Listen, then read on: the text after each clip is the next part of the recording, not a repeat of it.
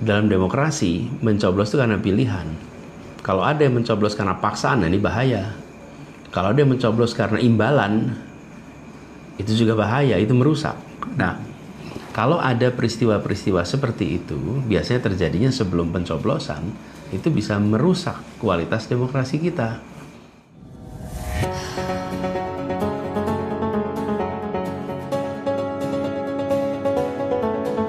Pertemuan mendadak antara Presiden Joko Widodo dengan Ketua Umum Nasdem Surya Paloh menjadi perhatian berbagai pihak. Banyak yang bertanya-tanya terkait tujuan dari pertemuan tersebut. Sementara di waktu yang bersamaan, Capres nomor urut 1 Anies Baswedan justru melakukan siaran langsung di TikTok.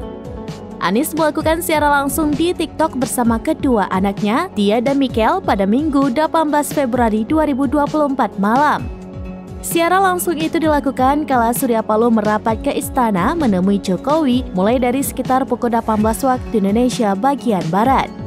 Dalam siaran langsung itu, Anies membahas terkait demokrasi di Indonesia seusai pemilihan umum yang diselenggarakan pada 14 Februari lalu. Adapun potongan siaran langsung itu kembali diunggah oleh akun X pendukung Anies Baswedan, yakni Anies_Bubble. Capres nomor urut 1 ini mengatakan rakyat mencoblos karena pilihan, bukan paksaan.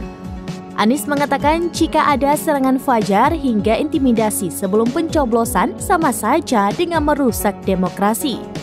Poin-poin itulah yang menurut Anies bisa merusak dan mengganggu kualitas demokrasi di Indonesia. Oleh sebab itu, Anies mengajak warga Indonesia melapor kepada Bawaslu jika ditemukan penyimpangan dalam pemilu.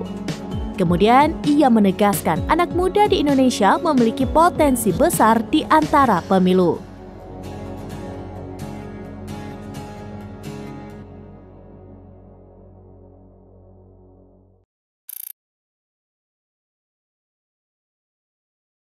Download Tribun X sekarang, menghadirkan lokal menjadi Indonesia.